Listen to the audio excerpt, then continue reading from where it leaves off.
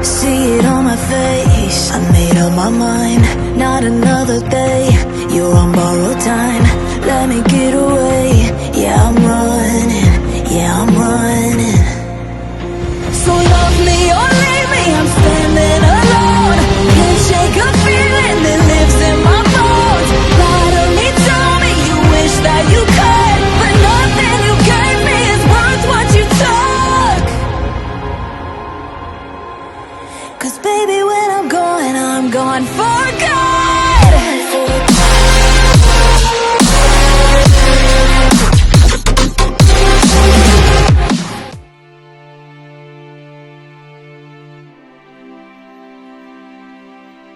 Melanjutkan dari kisah sebelumnya. Sebelumnya ketika Yetian bertindak dengan sombong, suara Xiaoyan tiba-tiba terdengar oleh semua orang dan membuat Hun Tiandi merasakan keakraban. Di tengah udara tiba-tiba muncul sebuah lubang hitam. Kemudian dari lubang hitam itu sosok Xiaoyan melangkah keluar. Seketika Yetian menunjukkan ekspresi ketakutan yang mendalam. Sampai-sampai jiwanya terasa terguncang. Dia tidak pernah menduga Xiaoyan dengan mudah bisa menemukannya. Wujudnya segera berubah menjadi segumpal awan hitam dan bersiap untuk melarikan diri. Yetian, kau mau lari kemana? Ucap Xiaoyan. Bagi Yetian, suara itu terdengar seperti datang dari dewa yang menguasai segalanya. Walaupun dia berubah menjadi awan hitam, namun hanya sempat terbang sejauh 1000 meter. Bendera penekan jiwa, tangkap dia untukku. Langkah Yetian langsung terhenti dan tubuhnya tidak mampu bergerak. Lalu ditarik kembali oleh kekuatan besar yang tidak tertahankan. Matanya tampak membeku, tubuhnya langsung tersedot masuk ke dalam bendera penekan jiwa. Bagaimanapun, bendera penekan jiwa memang disiapkan khusus untuk menghadapi iblis seperti ini. Kalau Yetian terus melarikan diri, mungkin Xiaoyan tidak akan bisa berbuat apa-apa. Tetapi kini dengan adanya bendera penekan jiwa, Yetian sudah tidak punya waktu untuk kabur lagi. Yetian sendiri tidak mengerti bagaimana semuanya bisa terjadi begitu tiba-tiba, tanpa tanda-tanda sedikit pun, sehingga dia tidak punya kesempatan untuk bereaksi. Bagaimana ini mungkin? Bukankah aku sudah membuat persiapan matang untuk menghadapi si bodoh itu? Bagaimana dia bisa muncul di depanku begitu saja? Di kehampaan ini, aku sudah menempatkan banyak mata-mata di berbagai sudut yang tersembunyi untuk mencegah dia mendekat dan memberiku waktu untuk melarikan diri. Tetapi kenapa tak satu pun dari mata-mata itu melihat kemunculannya? Apakah dia langsung melakukan teleportasi ruang menuju tempat ini? Selesai sudah. Aku lupa. Tempat ini adalah wilayah kekuasaan dunia sensi. Di sini kekuatannya pasti jauh lebih tak terkalahkan. Bahkan bisa turun langsung tanpa hambatan. Yetian yang sudah tersedot ke dalam bendera penekan jiwa kini tidak berdaya. Xiaoyan mengangkat tangannya lalu menekan kekuatan yang langsung mengarah ke Yetian, sehingga membuatnya merasakan sakit yang menembus hati. Sekelompok tombak besi hitam menembus awan hitam itu. Meskipun Yetian berusaha bertahan mati-matian, dia tetap tak berdaya menghadapi kekuatan itu. Salah. Semua formasi sihir ternyata telah dikuasai oleh orang itu. Pasukan iblis yang begitu besar sekarang bisa dia gunakan sesukanya. Yetian merasakan tubuhnya seperti akan terbelah meski tidak sampai mati. Di dalam bendera penekan jiwa, Yetian tidak pernah berhenti mengalami siksaan yang tiada henti. Pada saat yang sama, Xiaoyan mengangkat kepalanya menatap ke arah kumpulan formasi iblis yang menekan dari atas dan tampak bagaikan awan gelap yang menutupi langit. Matanya sedikit menyipit. Dia tidak menyangka bahwa dalam waktu sesingkat itu, Yetian mampu menciptakan pasukan formasi iblis dengan jumlah yang begitu mengerikan. Meskipun kekuatan individu mereka mungkin tidak terlalu kuat, namun jumlahnya masih mampu menutupi kekurangan tersebut. Pasukan itu tidak memiliki kesadaran, tidak punya pikiran dan sepenuhnya dikendalikan hanya dengan satu kehendak penguasanya. Pada saat ini, Xiaoyan berhenti tegak di udara. Tubuhnya memancarkan cahaya dan tatapannya menembus langit.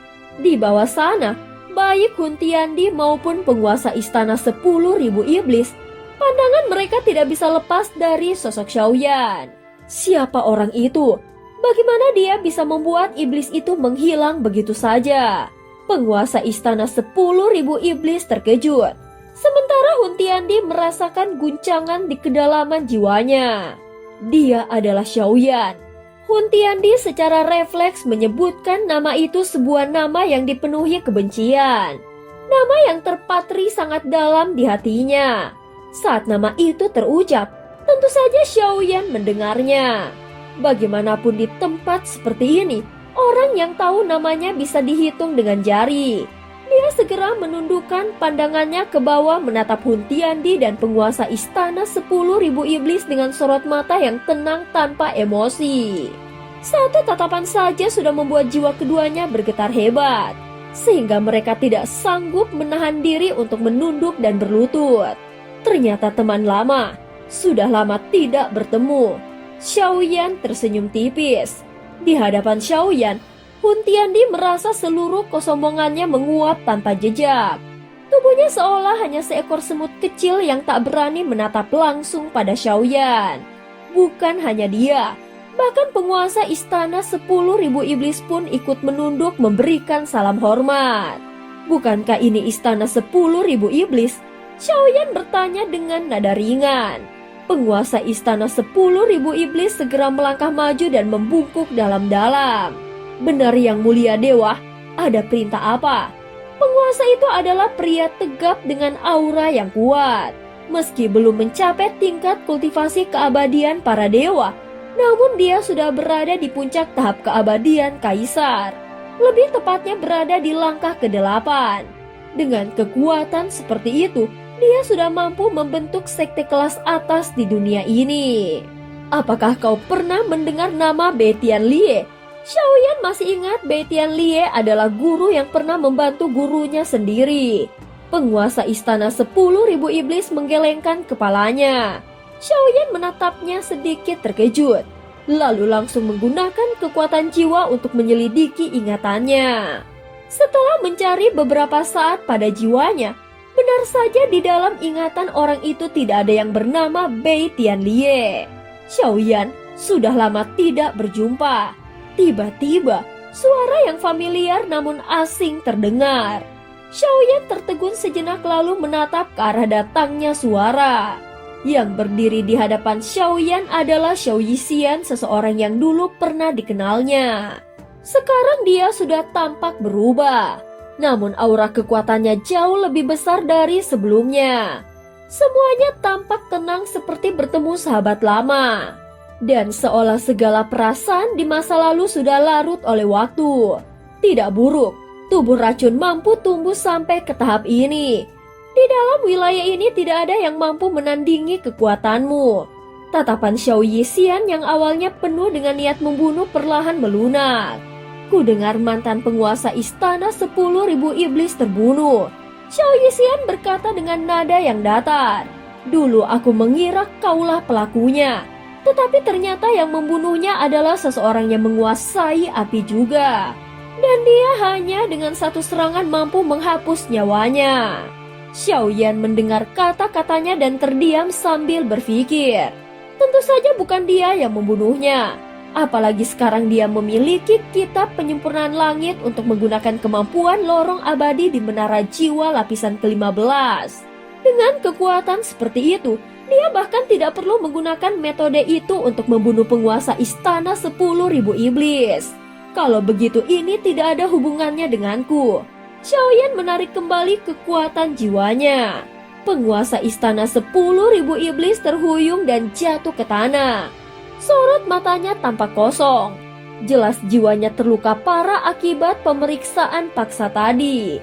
Di hadapan waktu yang panjang, Xiaoyan menyadari bahwa dendam pun perlahan memudar dan semuanya akan terkikis seiring berlalunya zaman. Xiao Yixian terus memandangnya dekat-dekat dan ada perasaan rumit di dalamnya. Waktu sudah berubah. Dunia sedang berada dalam krisis, kini kau sudah cukup kuat. Maukah kau bertarung demi dunia ini? Xiaoyan tidak membicarakan masa lalu atau perasaan lama. Baginya semua itu sudah tidak penting. Sekarang yang ada hanyalah masa depan.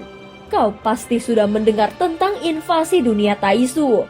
Mulai sekarang, Istana 10.000 Iblis harus dipimpin oleh orang yang dapat dipercaya. Aku akan menunjukmu sebagai penguasa baru Istana 10.000 Iblis. Bersediakah dirimu? Ucap Xiaoyan sambil tersenyum. Dan cerita pun berakhir. Terima kasih udah dengerin Mihu dari awal sampai akhir ya. Sampai jumpa.